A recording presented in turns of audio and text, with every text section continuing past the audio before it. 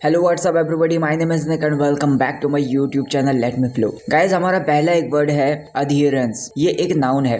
इसका मतलब होता है किसी चीज का पालन बोल सकते हो, किसी नियम का पालन बोल सकते हो, किसी अनुशासन का पालन बोल सकते हो, या फिर किसी चीज के लिए प्रतिबद्धता बोल सकते हो। मतलब जैसे कोई नियम है या फिर कोई कानून है या फिर कोई अनुशासन है, उसके प्रति निष्ठा या फिर उसके प्रति समर्पण का भाव रखना, एक ऐसे सिचुएशन को आप अधीरेंस बोल सकते हो। मतलब जब हम किसी चीज का पालन करते हैं तो हम उसे मानते हैं, उसके अनुरूप काम करते हैं। मतलब तो ये जो शासन होता है वो नियमों के प्रति निष्ठा और प्रतिबद्धता का प्रतीक है। इसके कुछ सिनोनिम्स हैं जैसे कि commitment, loyalty, attachment, faithfulness, devotion. और एंटोनिम्स हैं disobedience, neglect, disloyalty, disregard, defiance. तो चलिए कुछ एग्जांपल्स देख लेते हैं जैसे कि adherence to the school rules is mandatory for all the students. मतलब जो सारे के सारे स्टूडेंट्स हैं उनके लिए जो स्कूल के नियम है उनका पालन बहुत ज्यादा अनिवार्य है, या फिर सारे स्टूडेंट्स के लिए अनिवार्य है, सारे स्टूडेंट्स के लिए मैंडेटरी है। The adherence to a healthy diet is important for good health. मतलब अच्छी सेहत के लिए जो हेल्थी डाइट है या फिर स्वस्थ आहार है उसका पालन करना बहुत ज्यादा जरूरी है। Adherence to safety protocols could have saved lives in Spain's flood disaster. मतलब स्पेन में जो बाढ़ आई है, मतलब जो स्पेन की फ्लड डिजास्टर हुई है, उस आपदा में सुरक्षा प्रोटोकॉल का पालन जीवन को बचा सकता था। अगर वहां पर सेफ्टी प्रोटोकॉल्स का पालन किया जाता या फिर उन सारे नियमों का पालन किया जाता जो कि सेफ्टी प्रोटोकॉल्स के अंतर्गत आते हैं, तो जीवन बचाए जा सकते थे। The adherence to the anti terrorism operation in J&K led to a successful outcomes. मतलब जम्मू और कश्मीर में आतंक विरोधी जो अभियान चलाया गया था उसका पालन, मतलब एंटी टेररिज्म ऑपरेशन जो चलाया गया था उसका अधेरेंस, उसका पालन एक सक्सेसफुल आउटकम लाया या फिर उसका एक सक्सेसफुल परिणाम लाया। हमारा अगला वर्ड है फेट। ये एक नाउन है। इसका मतलब होता है किसी चीज का उत्सव बोल सकते हो, या फिर जैसे कोई त्योहार है या फिर कोई भी सेलिब्रेशन है उसको मनाने का आयोजन बोल सकते हो।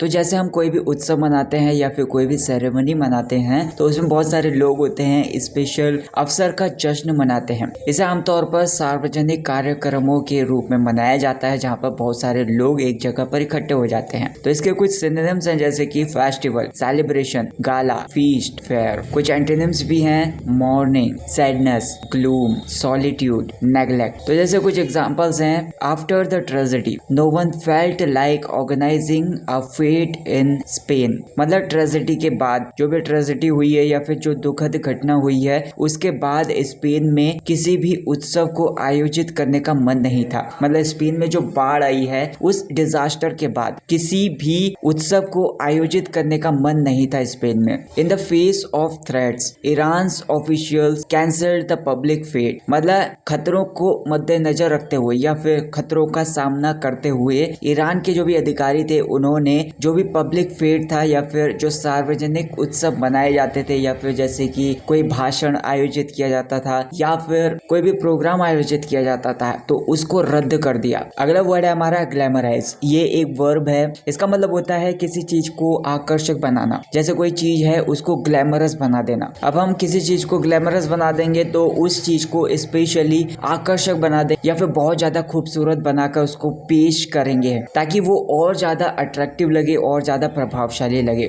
Advertising often glamorises unhealthy food. मतलब जो एडवर्टाइजिंग थी या फिर जो विज्ञापन था वो अक्सर अनहेल्दी फूड को आकर्षक बनाता है। मतलब अनहेल्दी फूड होता है, ये सभी को पता होता है, जो फास्ट फूड होता है या फिर जो जंक फूड होता है वो अनहेल्दी होता है, लेकिन एडवर्टाइजिंग के माध्यम से हम उसे बहुत ज्यादा अट्रैक्टिव बना देते हैं या फिर बहुत ज्यादा खूबसूरत बना देते हैं। Social media tends to glamorize luxurious lifestyle. मतलब जो सोशल मीडिया है वो लग्जरियस लाइफस्टाइल को बहुत ज्यादा आकर्षक बनाने का टेंड करता है या फिर बहुत ज्यादा आकर्षक बनाने का रुझान है। अगला वर्ड है हमारा शेड। ये एक नाउन है। इसका मतलब होता है कि एक छोटा सा भवन बोल सकते हो या फिर एक छोटा सा आश्रय बोल सकते हो जहाँ पर हम सामान रखते हैं या फिर कुछ काम करने की जगह होती है वहाँ पर। मतलब ये थोड़ा सा अस्थायी होता है, टेम्पररी होता है। मतलब लंबे टाइम तक हम वहाँ पर काम नहीं करते हैं या फिर लंबे टाइम तक हम वहाँ पर सामान नहीं रखते हैं या फिर रहते भी नहीं है। अब ये ज्यादातर घर के पीछे या फिर खुले स्थान पर होता है। इसका यूज नॉर्मल सामान या फिर औजारों को रखने के लिए किया जाता है। तो इसके सिनोनिम्स एंटोनिम्स हैं जैसे कि hut, out building, storage, shelter, shack. Antonyms हैं मेंशन, पैलेस,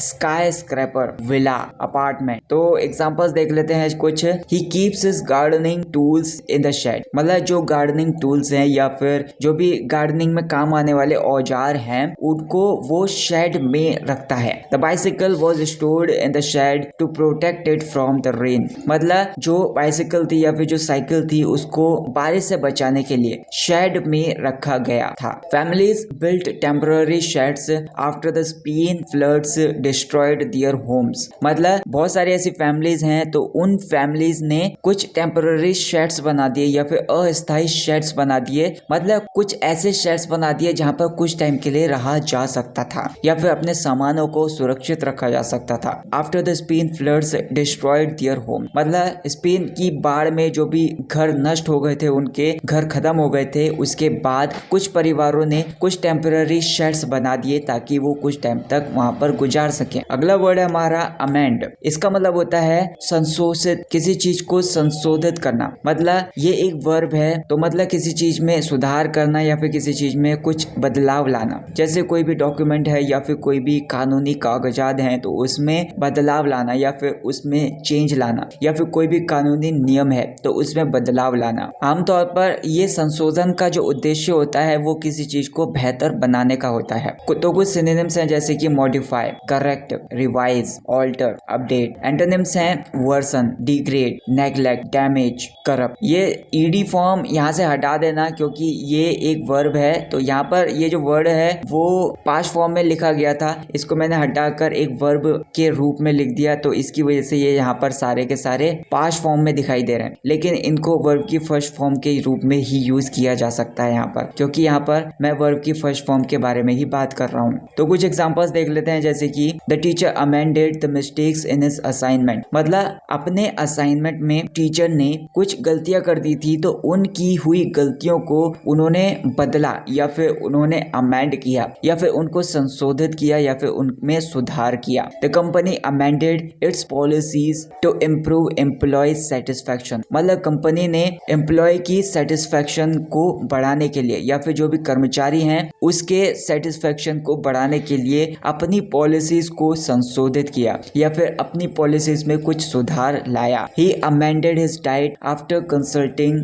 अ न्यूट्रिशनिस्ट, मतलब उसने अपने न्यूट्रिशनिस्ट से परामर्श करने के बाद अपना जो भी डाइट था उसको संशोधित किया या फिर उसकी जो भी डाइट चल रही थी उसमें कुछ सुधार लाया। Spans government amended it's disaster policies after the flood, मतलब डिजास्टर आने के बाद या फिर बाढ़ आने के बाद स्पेन की जो सरकार है उसने अपनी आपदा नीतियों को या फिर जो भी डिजास्टर पॉलिसीज हैं उसको संशोधित किया या फिर उसमें कुछ सुधार लाया। Security protocols were amended to better handle encounters in J&K, मतलब जम्मू कश्मीर में जो भी एनकाउंटर्स हुए हैं या फिर जो भी मुठभेड़ हुई हैं उनको बेहतर तरीके से संभालने के लिए या फिर उनको बेहतर तरीके से हैंडल करने के लिए सिक्योरिटी प्रोटोकॉल्स संशोधित किए गए या फिर उनमें कुछ सुधार लाया गया या फिर उनमें कुछ बदलाव लाया गया। अगला वर्ड है हमारा फिक्सचर, मतलब किसी चीज का स्थायी हिस्सा बोल सकते हो क्योंकि एक नाउन है, मतलब कोई चीज है जो कि स्थायी है, या फिर किसी चीज की स्थायी विशेषता बोल सकते हो जो नियमित रूप से किसी स्थान पर होती है, वो लंबे टाइम तक या फिर परमानेंट वहां पर स्थित होती है, चाहे वो जगह या फिर वो कार्यक्रम नियमित रूप से हो। जैसे कि घर में लाइट फिक्सचर होती है या फिर जैसे खेल में जो नियमित रूप से होने वाली कॉम्पिटिशन्स होते हैं वो फिक्सचर होते हैं, वो परमानेंट है, मतलब उनको बदला नहीं जा सकता। तो कुछ सिनोनिम्स है जैसे कि फीचर, परमानेंट एलिमेंट या फिर इंस्टीट्यूशन बोल सकते हो, रेगुलरिटी बोल सकते हो, एक्सेसरी बोल सकते हो। एंटोनिम्स हैं कुछ temporary, transient, occasional, removable, optional. तो कुछ एग्जांपल्स हैं जैसे कि the annual fair is a fixture in a town, मतलब जो एनुअल फेयर है या फिर सालाना हर साल जो मेला लगता है हमारे शहर का एक स्थायी हिस्सा है, मतलब हर साल वो लगता ही है, उसको बदला नहीं जा सकता, मतलब हर साल लगता है तो बस लगता है। The clock on the wall is a fixture in the office. मतलब जो क्लॉक है ऑफिस में या फिर जो दीवार पर घड़ी लगी हुई है वो ऑफिस का एक स्थायी हिस्सा है, एक परमानेंट हिस्सा है, वो हमेशा वहीं पर लगी रहती है। Check points are a fixture in J&K for security measures. मतलब जो चेक पॉइंट्स है या फिर जो चेक पोस्ट है वो एक स्थायी हिस्सा है या फिर वो परमानेंट एक हिस्सा है किसके, सुरक्षा उपायों के लिए जम्मू कश्मीर में। अगला एक वर्ड है हमारा कॉश। इसका मतलब होता है किसी चीज को रद्द कर देना, क्योंकि एक वर्ब है। तो मतलब जैसे किसी का कोई आदेश है या फिर कोई निर्णय है किसी का, तो उसको खारिज कर देना या फिर उसको रद्द कर देना। या फिर जैसे किसी का कोई प्रस्ताव है तो उसको रद्द कर देना, या फिर जैसे किसी का कोई प्रभाव है तो उसको रद्द कर देना, या फिर जिससे वो बहुत ज्यादा प्रभावी ना रहे। तो ये जो वर्ड है वो किसी कानूनी प्रोसेस को या फिर किसी आदेश को रद्द करने के लिए यूज किया जाता है। तो इसके कुछ सिनोनिम्स हैं nullify, cancel, annul, overturn, dismiss।